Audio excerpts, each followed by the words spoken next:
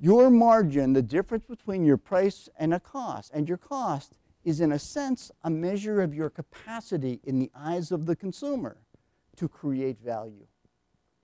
And so if that margin starts to get compressed because prices are falling, the consumer is really saying to you, you know what? You're not creating the right value given that level of cost. You're not creating enough value add to justify the price.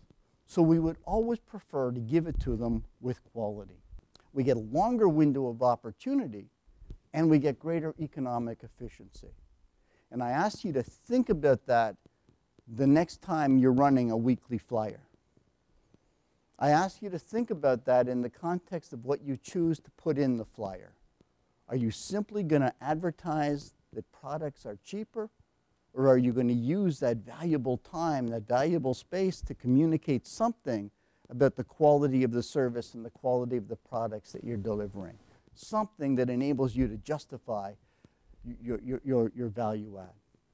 This, however, is often difficult for people of science like yourselves, or like academics, of course, because we really don't understand what it is we're trying to do. So let me demonstrate that to you in this way. I'm going to tell you a little bit about 3 products. And I want you to tell me which of these 3 products is cheapest. Now, the 3 products are alike in every way, shape, and form. Look alike, feel alike, smell the same way, work the same way, last the same amount of time. Not one iota of physical difference between them. The only difference between these 3 products is their price. Product A sells for $1.01. Product B sells for $1.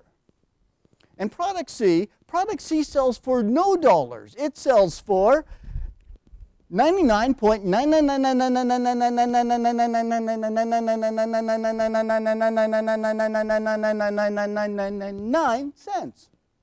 Now, no tricks, nothing up my sleeves, not trying to be cute. As the ladies can see, I don't need to try. Question, which of these 3 products is cheapest? The reality is C is the smallest number. C must be the lowest price. Now, I want you to remember that, because now we're going to change the game. Same 3 products, still alike in every way, shape, and form, not one iota of difference between them. This time they even have the same price. The only difference is how they present themselves to the consumer. I want you to tell me which of these 3 products has the best quality. Product A claims to have wonderful quality. Product B claims to have great quality. And product C has smoking good quality. Which product has the best quality? See, everybody agree? What a bunch of healthcare providers you are, huh? It's hard, isn't it? I mean, you'd almost have to know what you're selling, wouldn't you? All right, here. The product it's a laptop computer. Again, last piece of information. After this, I'm going to have to tell you the answer. Okay? The customer. The customer is a member of the Canadian Olympic snowboarding team in Nagano, Japan. The Whistler guy. See, yeah, you remember Ross, right? He almost lost his medal because he did inhale. What have you just demonstrated? Well, when the only difference between competing products is something objective, something quantitative, something empirical, something tangible, like a number, a specification, an activity that's being done. You folks were such astute consumers. You were able to detect a price difference, most of you were able to detect a price difference of less than a quadrillionth of a penny. And you did it in the blink of an eye. No logo, no slogan, no brand name, no celebrity endorsement, no hockey team sponsorship, nothing. You looked at it, you said, smallest number, lowest price. I'm literate, I can do this on my own. How much value is marketing creating for that business? You don't need great marketing, do you? You need a big sign. My number, their number, judge for yourself. And for 2 seconds, maybe, you'll have a cost-price advantage over the competition.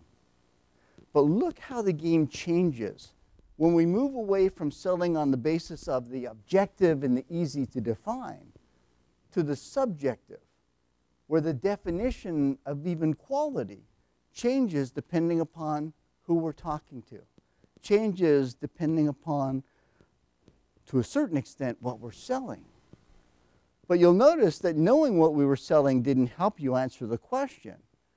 But once you knew that you were selling to a narcotics inhaling snowboarder from Whistler, BC, well, let's face it, it wouldn't matter if I was selling chairs or laptops or buildings. I'd always present it as an awesome experience, dude.